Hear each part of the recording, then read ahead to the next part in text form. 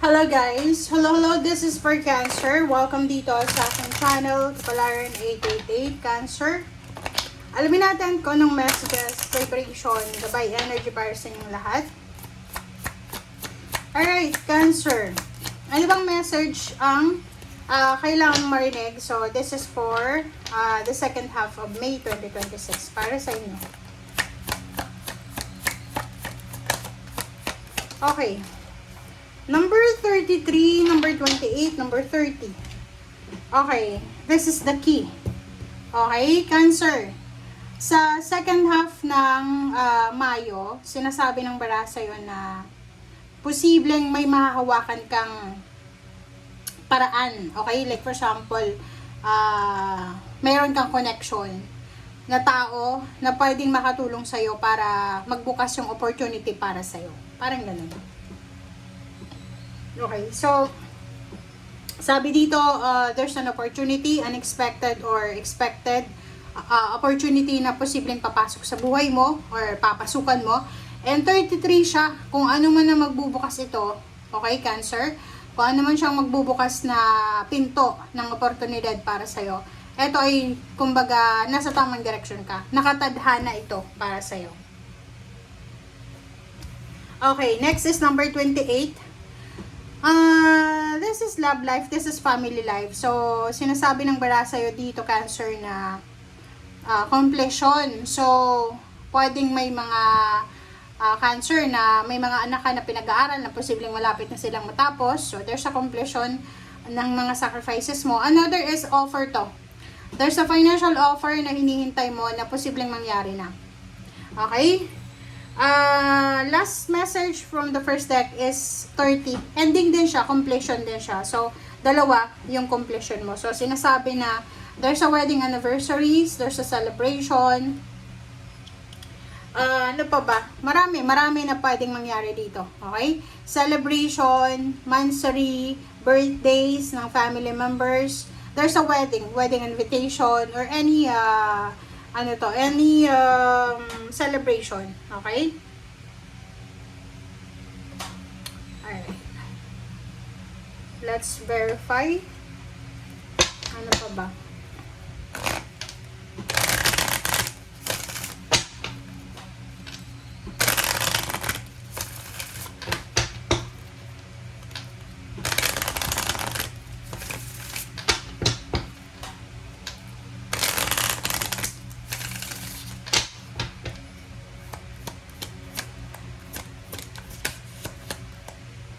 Okay. Wish wisely. Ganun din sa Pisces. So, parang sinasabi ng bara sa inyo dyan na sa last 2 weeks ng May. Last 2 weeks ng May, kinakailangan mo doon na mag-manifest. Depende sa kung ano rin yung laman ng puso mo.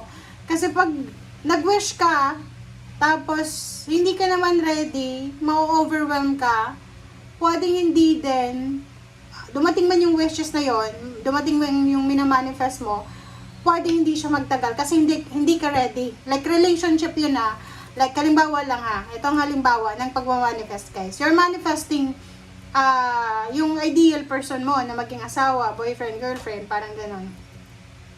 Tapos ikaw, nagwi-wish ka lang na because gusto mong mag-wish. Kasi nakikita mo yung iba may mga partner. Tapos binigyan ka ng universe na sobrang as in ideal person mo.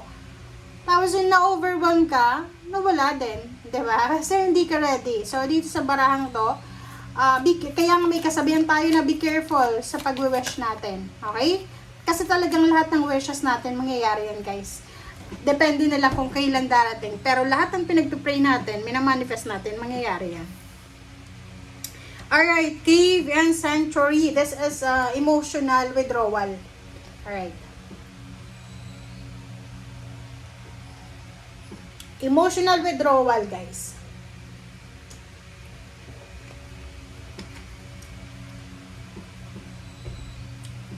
Okay.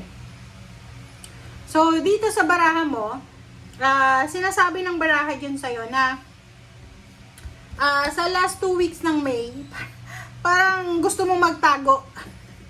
Kasi, like for example, sa occasion, siguro may mga occasion, you're invited, or ikaw yung may okasyon, pero pwedeng wala kang perang panganda.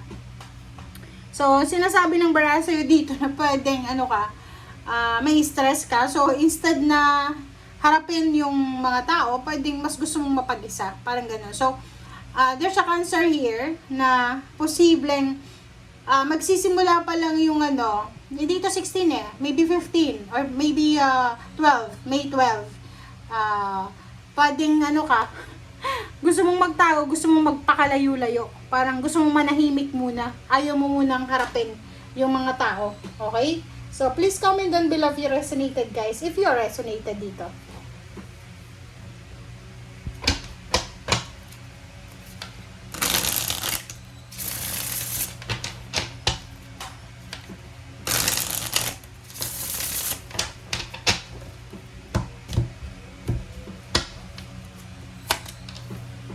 Okay, Zero the Fool, Six of Swords, okay, the World card, and Magician,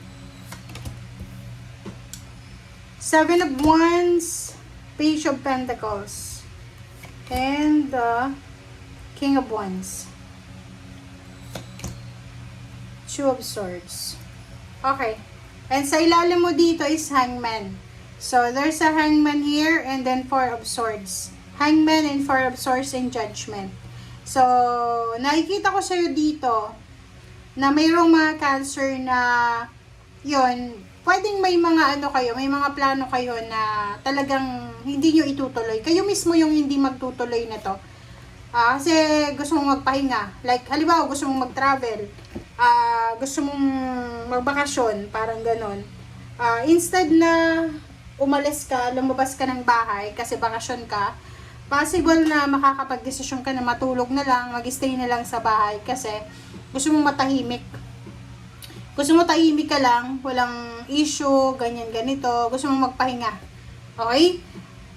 Seven of Wands and Page of Pentacles. So, dito sa future na to So, yung future mo daw, sinasabi ng bara sa'yo dito na Cancer, kailangan mong bantayan yung pera na posibleng pumasok sa'yo. And trabaho din sa trabaho yung King of Wands dito, bantayan mo yung trabaho mo, wag kang absent ng absent, Cancer. Okay? Kung may trabaho ka ngayon, pagbutihin mo yung ginagawa mo. Okay?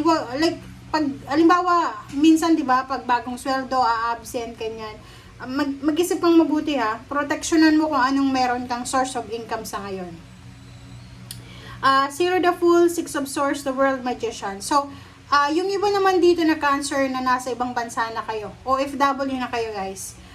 Unexpected ito na, bagong lugar. Pwedeng bagong trabaho, bagong lugar na nasa ibang bansa din. Like, bigla mong maiisip na bakit kaya hindi ako mag-apply sa ibang bansa pa. So, kung nasa ibang bansa ka. And if nasa Pilipinas ka ba lang, sinasabi ng barahan na siguro lalakasan mo yung loob mo para